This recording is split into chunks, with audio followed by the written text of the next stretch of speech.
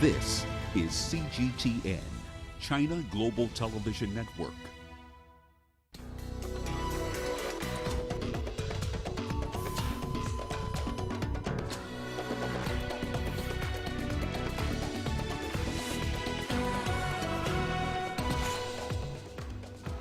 Joe Biden calls for unity after being hailed as the winner of the U.S. presidential election. Leaders from across the world shared their congratulatory messages for Biden. And the foreign minister of France is in Egypt following the recent rise in anti-French sentiments. Hello and thank you for joining us on Africa Live. I am Peninah Karibe, also lined up this hour. We get you updates from the ongoing China International Import Expo in Shanghai.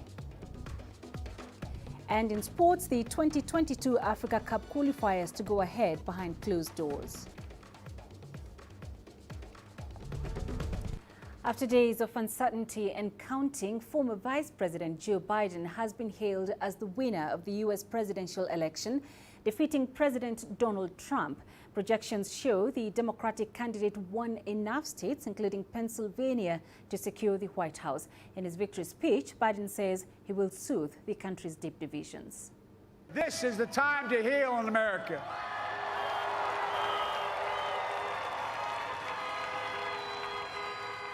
Now this campaign is over. What is the will of the people? What is our mandate? I believe it's this.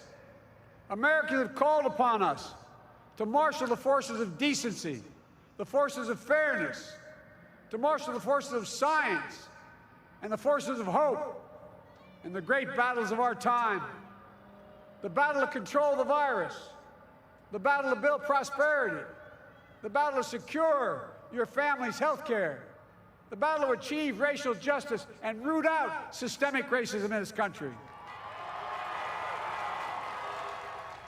All the women who have worked to secure and protect the right to vote for over a century, 100 years ago with the 19th Amendment, 55 years ago with the Voting Rights Act, and now in 2020 with a new generation of women in our country who cast their ballots and continued the fight for their fundamental right to vote and be heard.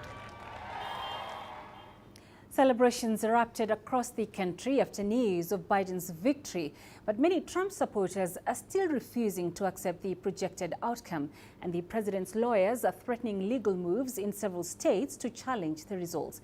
Giles Gibson has more from Washington, D.C.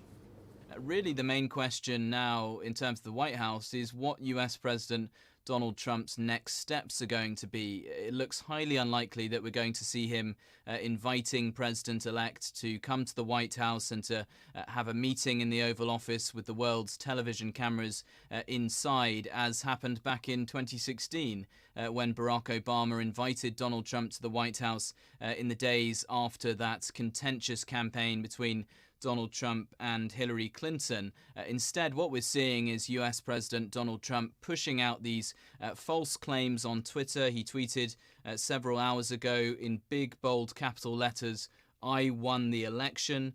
We've also had a statement from his campaign saying that they're going to start prosecuting their case in court on Monday. They've already filed a slew of lawsuits in Pennsylvania, Nevada, Georgia and Michigan, all of those sort of accusing or asserting some sort of voter fraud here in the United States, but the Trump campaign haven't really provided a shred of evidence for that yet. And really those lawsuits are not expected to affect the final results in this 2020 US election because, of course, Joe Biden is just so far ahead of Donald Trump in the Electoral College. One more, world leaders are congratulating Joe Biden on his projected win of the U.S. presidency. For a glimpse of that international reaction, Tony Waterman reports from Brussels. The congratulations are coming in fast and furious from world leaders, but let's start off with the U.S.'s northern neighbor, Canada. The Prime Minister, Justin Trudeau, extended his and his country's congratulations. This is somebody who has often butted heads with Donald Trump. Here in Europe, at last count, 24 of the 27 EU leaders had extended their congratulations. The French president, Emmanuel Macron, said in a tweet that the Americans have chosen their president. We have a lot to do to overcome today's challenges. Let's work together. Angela Merkel, the Chancellor of Germany, saying that she looks forward to working with President Biden, that our transatlantic friendship is indispensable when we want to tackle the great challenges of our times. And UK Prime Minister Boris Johnson, who is a close ally of President Trump, extended his congratulations, saying he looks forward to working closely on shared priorities from climate change to trade to security.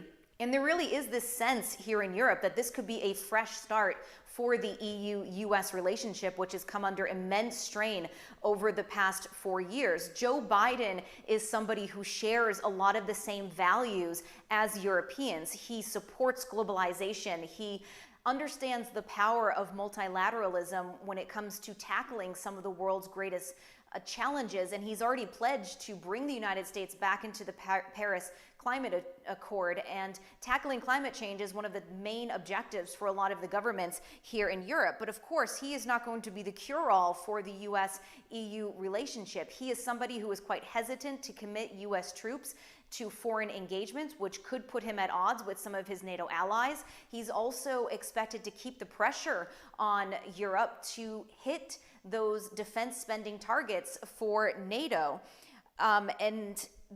The way in which this election has panned out has left a lot of people in Europe quite cautious. This was by no means a landslide victory. It wasn't the repudiation of Trumpism that a lot of Europeans were hoping to see. Some of the margins have been very, very close, which means that the things that drove Trump into office in the first place aren't going anywhere. And so European leaders, while they're handing out these congratulations, are still very cautious and very much still focused on one of their own objectives, which is to make Europe more self-reliant.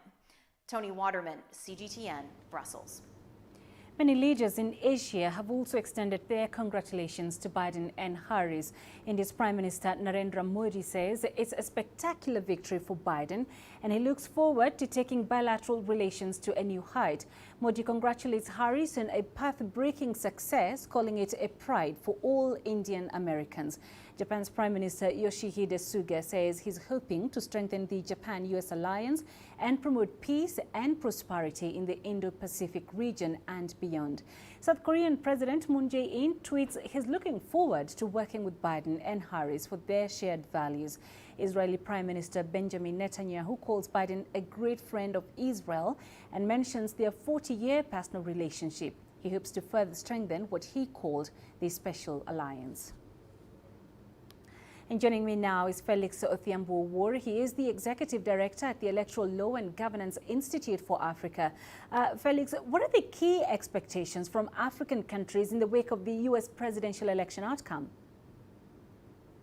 Thank you very much for the invitation. Well, one of the expectations is that this election of Joe Biden is going to usher in normalization of relationship between Africa and the United States. It has not been very clear what the precise relationship under the Trump administration has been. The other thing is that there has been tremendous interest. Africa has been following the electoral process, or the counting of vote, as it were. And one of the things that we are hoping is that the United States is also then going to renew to develop a new interest in the democratic processes in Africa. If you look at Africa over the last few years, there is a belief that there is some kind of retrogression, there is a slip back. And so we hope that America is going to renew its interest in the democratic processes in the continent. And finally, I think one of the expectations that across the board is, and something that is remarkable that most of us have been following during this U.S. electioneering process, is the certainty of democratic institutions. Americans have been very patiently waiting for this process, and despite delay in counting or a delay in the vote results in Pennsylvania, Nevada, Arizona, Georgia, etc., there was some belief that the democratic institutions were working, and people or the Americans allowed that process to play its full course. Now, what should be the key priority areas for a Biden presidency with regards to Africa-US relations? First of all, of course, is trade. Africa is moving from a point where dependence on aid, as it were, is waning. And during Obama's administration, and indeed the administration before that, the thinking in Africa, or consensus is emerging that what Africa hopes for is strong bilateral relationship in trade, as opposed to the donor funding or donor aid, as it were. And so that is something that we really hope would happen. And then, of course, HIV/AIDS, the PEPFAR, renewal of the PEPFAR, among others. There is a bulging, or there is an increased growth in terms of the youth population in Africa. And we hope that the Biden administration will develop a keen interest in developing or spurring the youth population across the continent. And in terms of the U.S. foreign policy, Felix, what kind of engagement would Africa like to see from a Biden presidency? First of all, as I pointed earlier, it has not been very clear what the Trump administration U.S. policy to Africa has been. In the past, it has been more certain, going back from even if the Clinton administration, George W. Bush administration, and thereafter Obama's administration. There was certainty. We knew that there was a keen interest in terms of the U.S. foreign policy towards Africa. It hasn't been very clear under the Trump's administration, and we certainly hope that the Biden administration is going to redefine and develop keen interest insofar as the U.S. foreign interest in Africa is concerned. And we hope that this is a golden opportunity for Africa to seize the moment. We hope that that foreign policy will continue along the path of democratic governance, democratic elections, human rights, bilateral trade, and so on and so forth. Right. So you did mention trade, Felix, and talking about Africa's interest to engage in trade and as opposed to donor aid. Now, a good example of that is what we saw, a unilateral, or should I say bilateral agreement between Kenya and the United States. But under that, Felix, there was this pressure from petrochemicals in the U.S.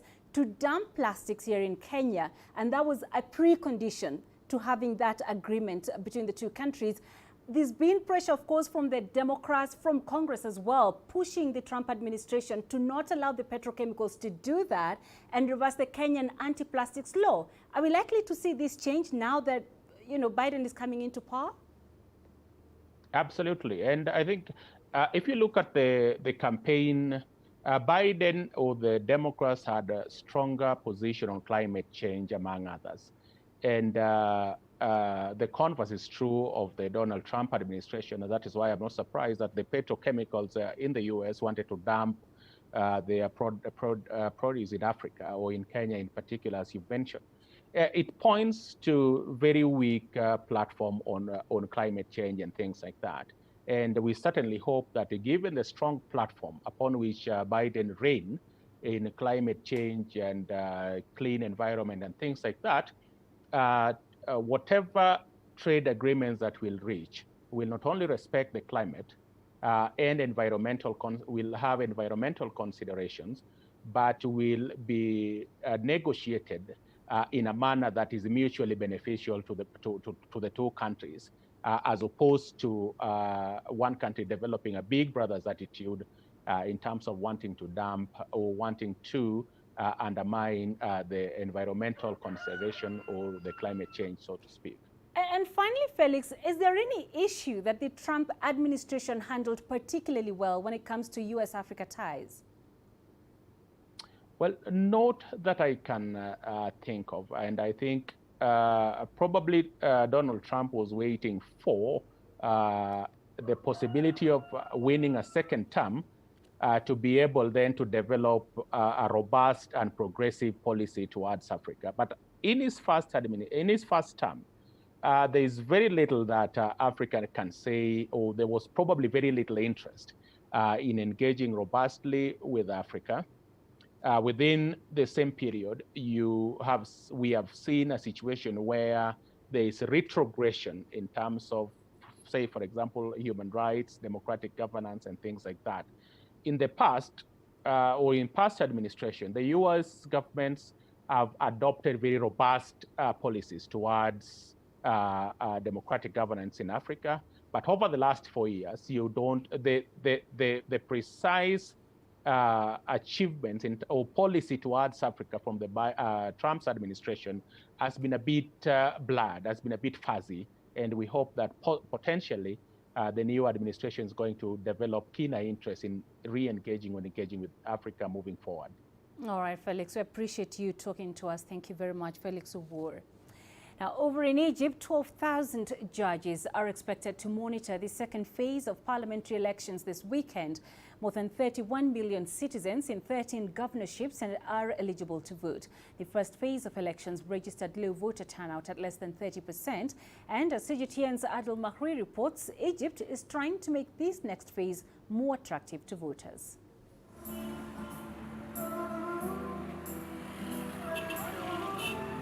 Loud music and flashy decorations at every polling station.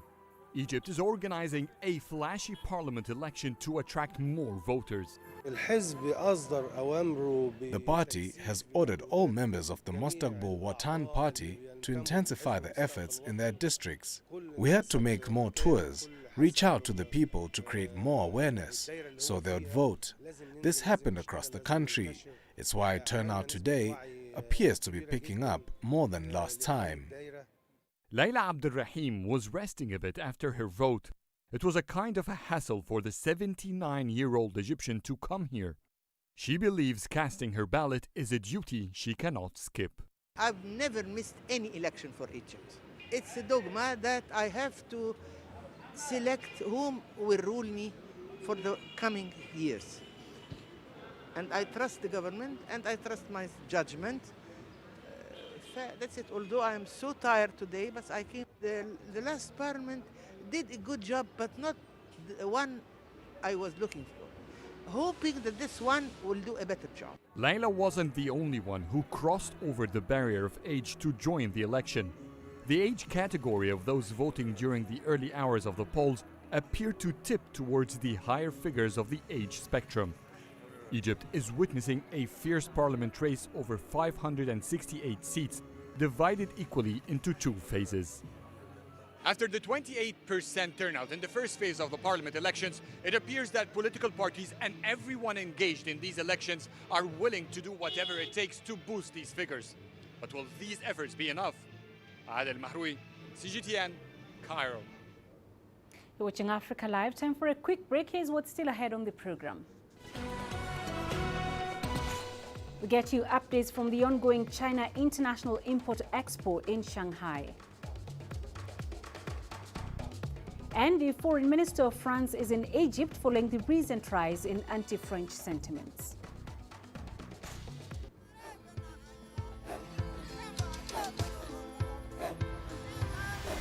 Africa is a continent of diversity, with varied climates and enchanting geography. And a people so distinct, but with a shared enduring spirit. We are at the heart of the continent to bring you the untold stories. Let's have a look.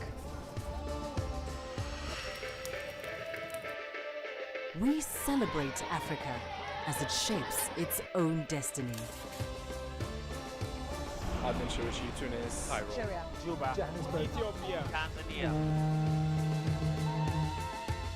Africa Live. Find your voice.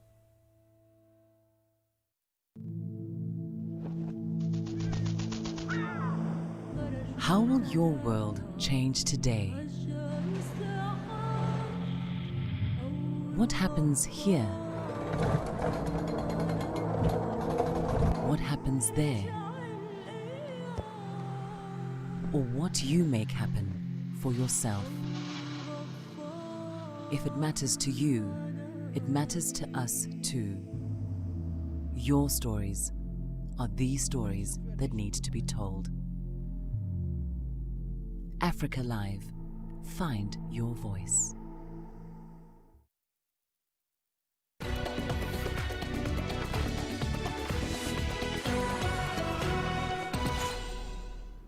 And now to the third annual China International Import Expo in Shanghai.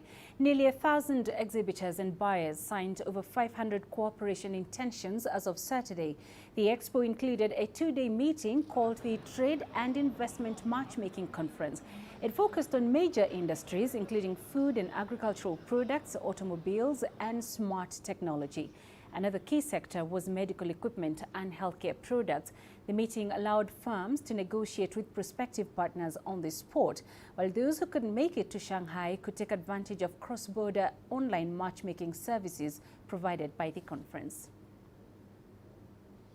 Esports is also making its debut at the expo. CGTN's Wei Ling Tang finds out what these companies are seeking in the Chinese market, all while working up a sweat. Casual sporting wear? Check. Enthusiasm? Check. Stamina? I'm not too sure, but I'm not going for a run, but to check out some of the esports booths here at the 3rd CIIE. I was told this Formula One simulator here promises an experience that's 70% close to the real thing. We want the public to have fun, and we want to have different layers of attractions to different types of players. We're also working with the equipment manufacturer, so that's not a reason that I want to showcase all this. So in the future, maybe we can have more distributing partners to work with. Within international esports, people still prefer to use consoles for the all-out experience. But it's different in China. The mobile version of our esports racing game is still being perfected, and we plan to introduce it in China in the second half of 2021. This will make it easier for people who don't have enough to buy these simulators. Jingjing says come next year, the Chinese partner of F1 is preparing for its own IP racing and is considering introducing bicycle and equestrian sports simulators. This comes as many Chinese cities still lack sporting venues, she says. Nintendo Switch, meanwhile, hopes to keep to its strategy of getting people to exercise together, physically. Its Fitness Ring Adventure Direct just dropped in China in September. So I didn't even realize that I ran for 540 meters in just 2 minutes. We found in China people play sports and games with family and relatives. The theme here is togetherness, so the game is popular with families. Chinese people generally like to play mobile games, but through this we want to promote new forms of entertainment and more choices for them. According to games and esports analytics provider Newzoo, China is the largest esports market. Its estimated $385 million revenues in 2020 accounts for over a third of the global's $1.1 billion. Esports is not something you can push away. I think the wave is already starting to move. How to do the education well in terms of not just the students, but also the parents as well. And the way I see it, I think technology is an enabler. We see esports now, yes, there may be computer games or titles competed over a medium, which is a computer. In the future, actually, I'm very positive outlook on the so-called electronification of traditional sports. It could be, with AR, VR, even I've recently seen XR technology. You incorporate traditional sports and technology so that you can compete on a different medium. I must have been living under a rock for not having quite tried esports before this. I've always been more of a traditional sports kind of person, but it's been an exhilarating, educational, and eye-opening time for me here at the 3rd CIIE. I'm Wei Ling Tang, CGTN, Shanghai. South Africa has hailed as important the role played by the 3rd China International Import Expo. An expert in international affairs and a government official in South Africa said the expo created a win-win situation for countries all over the world. Let's listen in to what they had to say. This is China's clear dedication to help boost global trade and to play an important role in boosting global trade. And I think that is what has come out very clearly in this 3rd edition of the China International Import Expo, that trade is something that is interrelated and interlinked today. You cannot be introverted in terms of growing your trade. We live in an interdependent, globalized, interconnected world. And in order to stimulate growth globally, you have to be connected to the global trading regime. And that is what President Xi is saying, that we need to interact with each other, to have mutual beneficial trade with each other, so that the global community benefits. China is looking to keep the global trade routes open.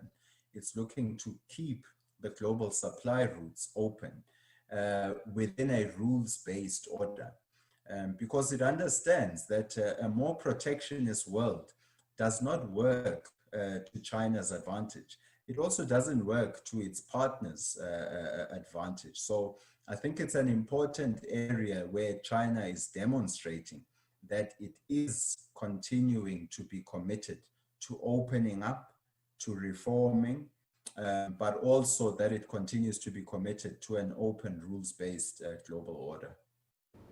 Interior Minister of Libya's government of national accord, Fathi Bashagha, made a rare visit to Egypt in the past week. The Western-based Libyan government has had its differences with Egypt. Interior Minister is expected to discuss the disarmament of militias and the formation of a transitional government. CGTN's Adel Mahri has more details.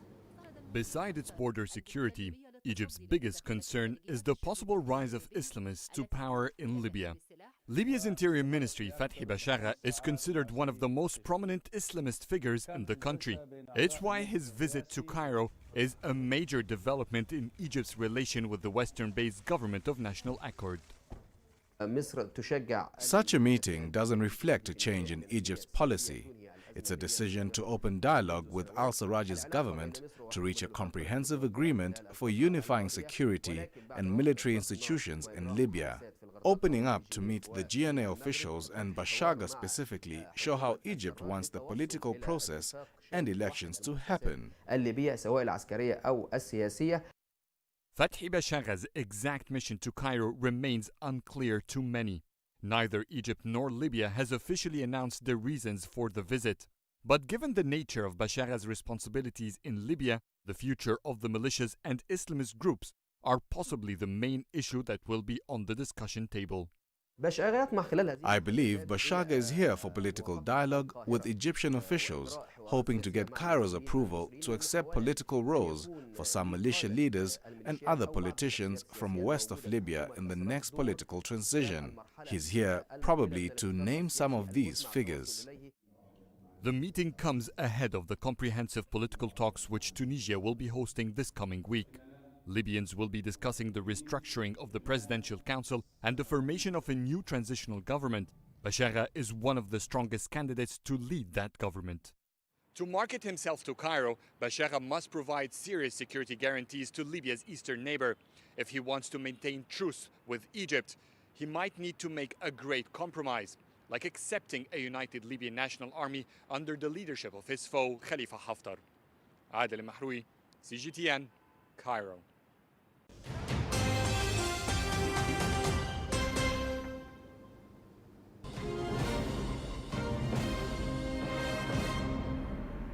Let's now recap our top stories. After days of uncertainty and counting, former Vice President Joe Biden has been hailed as the winner of the U.S. presidential election, defeating President Donald Trump. In a statement to the public, Biden urged unity and promised a new day for America. Nearly 1,000 exhibitors and buyers signed over 500 cooperation intentions at the third annual China International Import Expo in Shanghai. The expo included a two-day meeting called the Trade and Investment Matchmaking Conference. It focused on major industries, including food and agricultural products, automobiles, and smart technology. And in Egypt, 12,000 judges are expected to monitor the second phase of parliamentary elections this weekend. More than 31 million citizens in 13 governorships are eligible to vote. The first phase of elections registered low voter turnout at less than 30%. Coming up in business news, we examine the likely impact of the U.S. presidential election outcome on trade relations with African countries.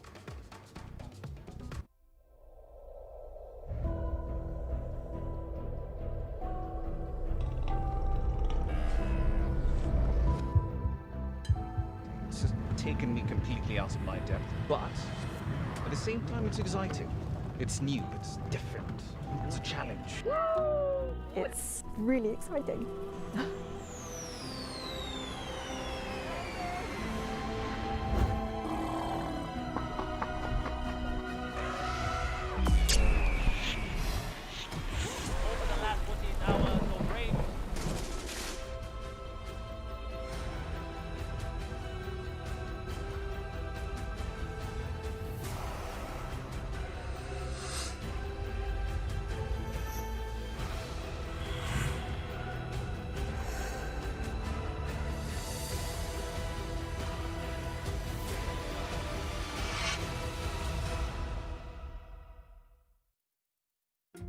Africa is the nexus of enterprise, and global business will tell you why it matters. From the mega investment projects to multi-billion-dollar mergers and acquisitions. Africa today collects, just in terms of revenues from taxes alone, $545 billion a year. If you take 10% of that and you devote it to the energy sector, problem solved. All this on Global Business, weekdays at this time on CGTN. There's more to this place than just glorious landscapes. There's more to it than just, say, Table Mountain or glorious, endless salt flats. There's more to it than countries that are home to some of the deepest mines in the world. There is so much more to this place, even if it is home to some of the finest diamonds on the planet. It is the sheer diversity of the people who call Southern Africa home, and the relentless drive to make it a better place that make it so special. And we know that because this too is home.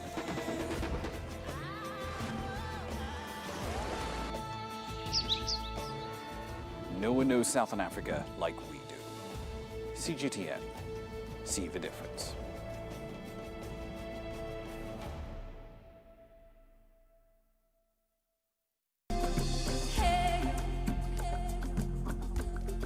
Accra is my kind of city. That's because when I'm here, I feel like I'm back home in Lagos or Aviation, which are two of the major cities I grew up in. Business in Africa is high risk. After about a decade covering business news on the continent, I've learned it's all about the high risk, but also the high returns and the high energy. You simply have to adjust in order to keep pace. When I started out as a journalist, my dream was to open people's minds to the different perspectives. From the CEO in the boardroom to the trader out in the street, we all have different stories. From Accra to Addis Ababa, from Cairo to Cape Town, and I wouldn't have it any other way. Here at CGTN, we realize that Africa is on the move, and it's moving fast, but we're moving right along with it. I'm Ucheo Koronkwo, and I'm a business anchor and reporter at CGTN.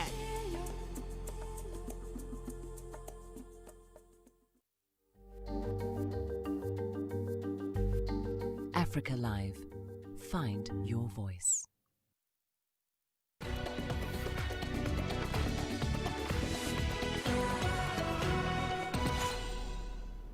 Experts are divided over what the U.S. election outcome will mean for trade relations with African countries.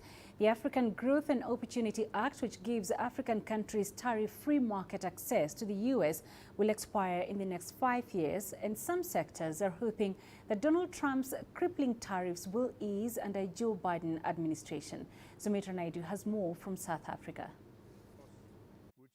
Under the Trump administration, some of the benefits of AGOA were offset by a 25% global steel and aluminium tariff.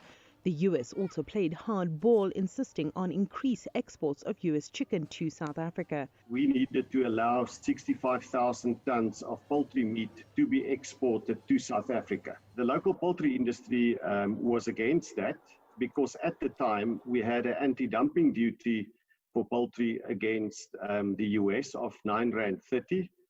It's a specific duty and it was obtained within the rules of the WTO. So what the AGOA quota that was really to allow imports from the US to come into South Africa, excluding the anti-dumping duty. The trade war with China has also made it hard for African countries to prioritize beneficial trade deals. We know that China has been a challenge to the US with regard to overtaking it as the largest economy. And President Barack Obama and those before him have been fighting this. But what President Trump just did, he came out and almost made it clear to the rest of the world that you are either China's friend and you are my enemy, or the other way around. But there's been moves in Africa to limit dependency on trade with the US and other Western countries. The African Continental Free Trade Area will become the largest trading bloc in the world if implemented correctly. Life after AGOA means intensifying the African Free Trade Agreement so that there are not as many divisions among African states, so that when the US tries to negotiate with one country, it gets forced to negotiate with the African Union rather. There is, I think, a need for countries to be pursuing at the national level their own trade and development agenda, and that's where bilateral trade agreements come in place.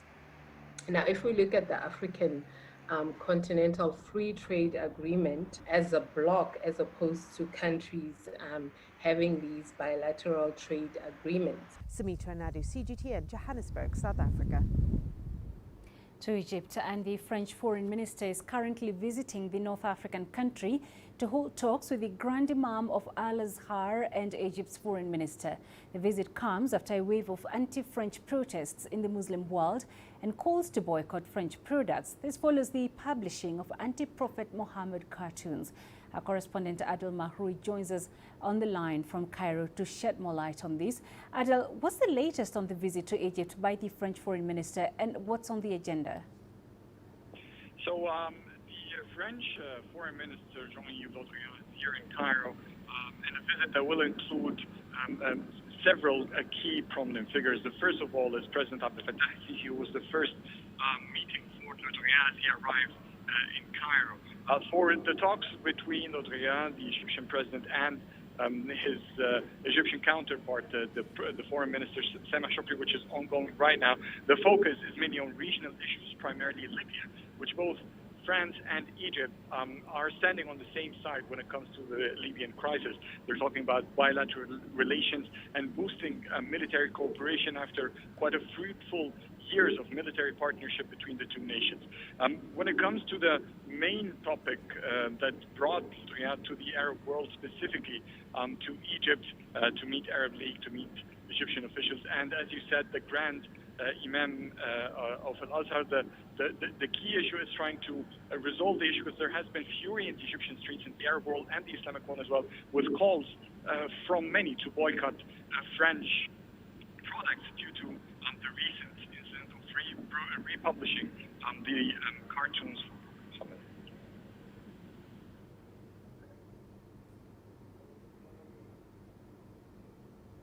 All right, so that's Adel Mahroui on the line from Cairo. We apologize. The quality of that audio was not very good. Many public transport systems in Africa suffer from a combination of poor planning and lack of infrastructure, which in turn translates to poor quality of services for commuters. Tunisia is among the few countries in Africa that has a well-developed system allowing for more efficient movement across its major cities.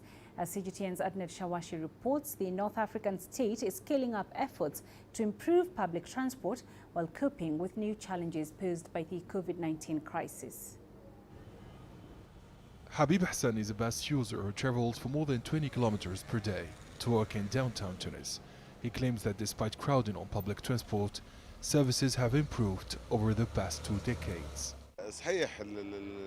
Sometimes the bus is packed and it's uncomfortable to travel. However, the buses are available from and to the city center. One can easily travel to any area in the Grand Tunis district in less than 1 hour, because there are hundreds of bus stations connecting all districts. It was more difficult in the past. Tunisia's light rail network, or metro, is made up of 6 lines covering 45 kilometers. There are 68 stations in the capital city Tunis, which is served by an extensive public transportation network, made up of buses, a light rail system, and a regional train service connecting the city centre to some of Tunis's northern suburbs. I never use my car. I prefer the metro because the ticket is affordable. I am a civil servant. The metro station is next to my office. I encourage people to use public transport to reduce pollution and to save money. In the wake of the COVID-19 pandemic, Tunis transport company Trans2 has imposed a new health protocol at all metro and bus stations across the country. All passengers must wear face masks, but experts assert that respecting social distancing is challenging. The Ministry of Transport issued new guidelines for public transportation during the first and second wave of the COVID-19 pandemic. The rules have been developed to provide guidance on public transport for operators and passengers. We've reduced by around 30% the capacity of all means of public transport to improve safety and security. There are 40,000 individual taxis in Tunisia. There are also collective taxis or rural transport vehicles. They are either minibuses with 8 or 9 seats or compact cars with 5 seats.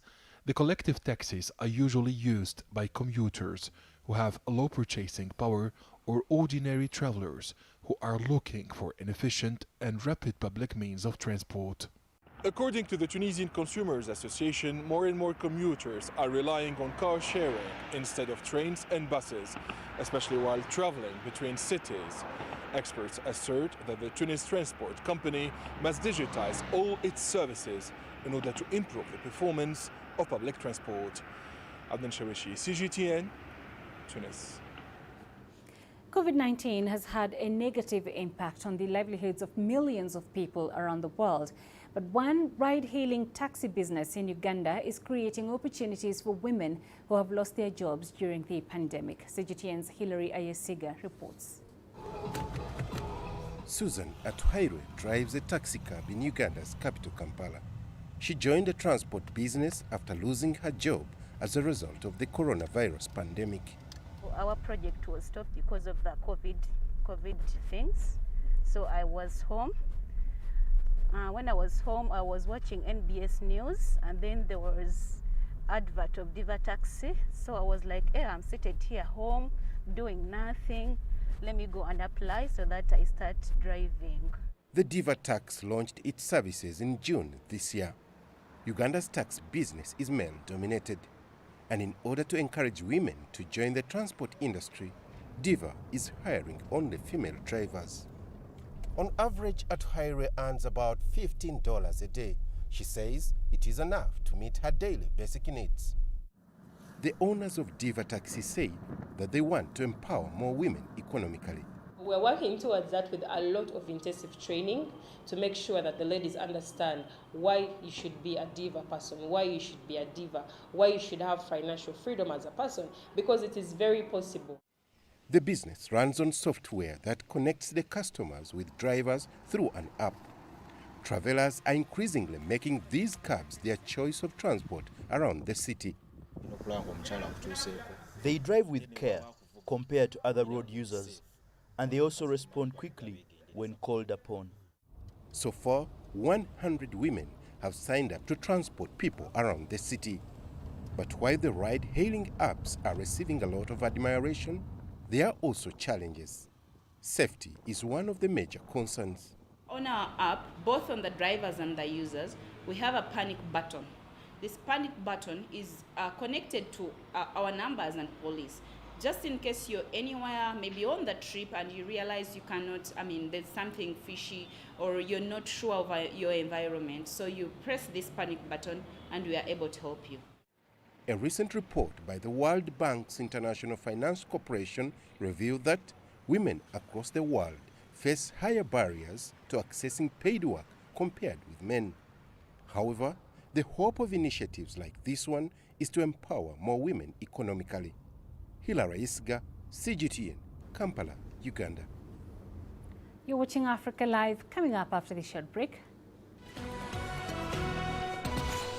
African countries weigh benefits of affordable used cars versus potential damage to the environment. The greatest journeys, the greatest sights, the greatest adventures. Here in Kanata, this weir allows the locals to walk on water. We're far more than just TV news. We're your passport to the wonders of Africa. To bring you stories of struggle, survival and hope.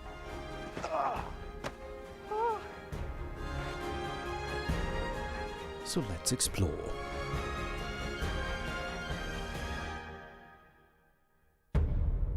CGTN. See the difference.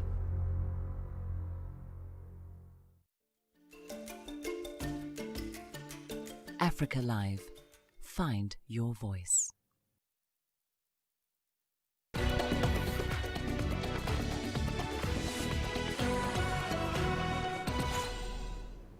The United Nations Environment Programme is calling for tighter restrictions on the trade in used cars, saying older vehicles pose a danger to the environment. The agency says 80% of used vehicles exported worldwide between 2015 to 2018 went to low and middle-income countries, with half going to Africa. As CGTN's Peninah Karibe reports, some countries in Africa have put in place minimum quality standards. Francis Kinakule is a used car trader in Uganda. He says he is aware of the dangers that used cars pose to the environment, but claims exports to Uganda are not properly checked before arrival. Unfortunately, sometimes cars come to Uganda with some of those things in a sorry state. So we would wish that those people doing inspection might do us a good job and do quality inspection, so that by the time I purchase something, I am sure of what I am purchasing. The UN Environment Programme faults countries for having weak policies in regulating the importation of used cars past their prime.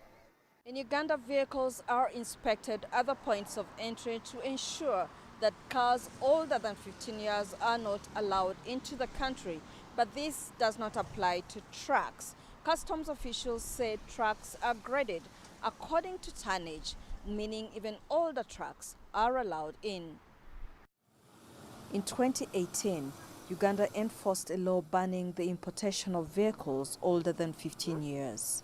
In 2019, the country registered a 12% decline in the importation of second-hand vehicles, and authorities say the measure is producing good results.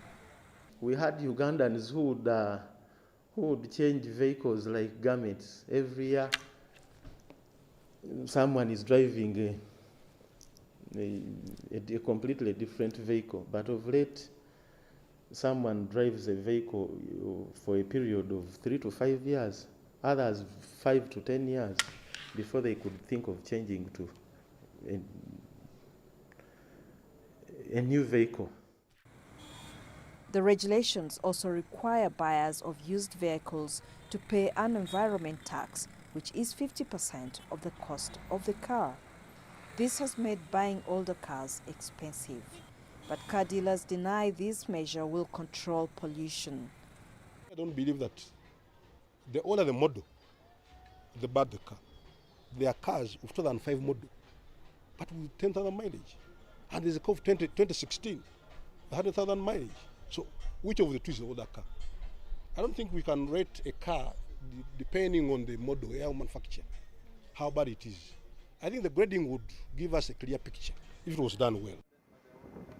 But authorities insist Uganda is importing high-quality cars since the environment and safety inspection standards were tightened.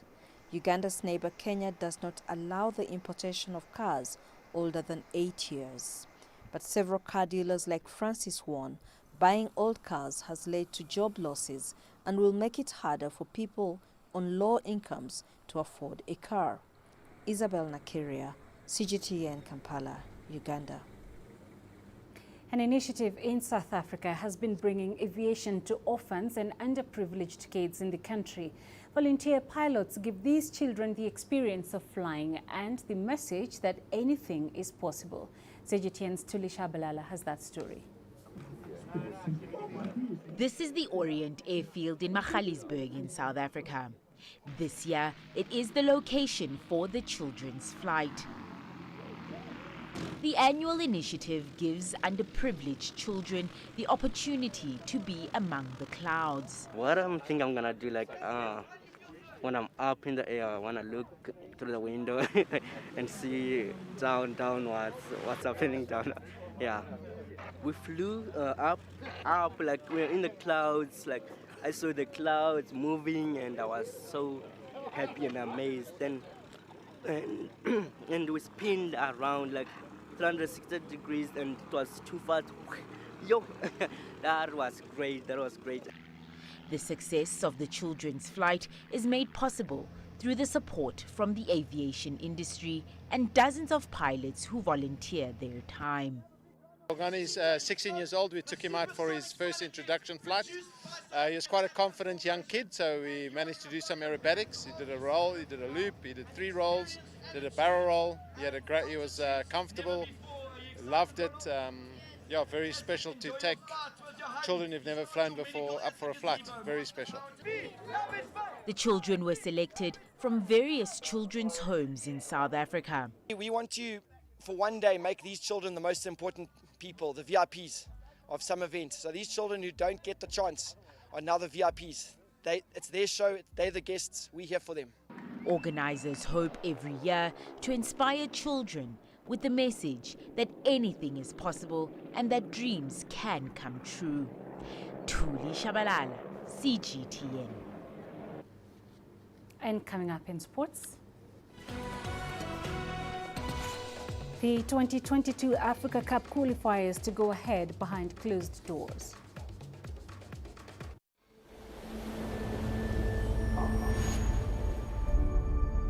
How would you create your legend?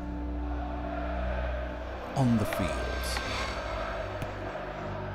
on the tracks, in the arenas of Africa. Were you born to be a player? Could this moment be yours?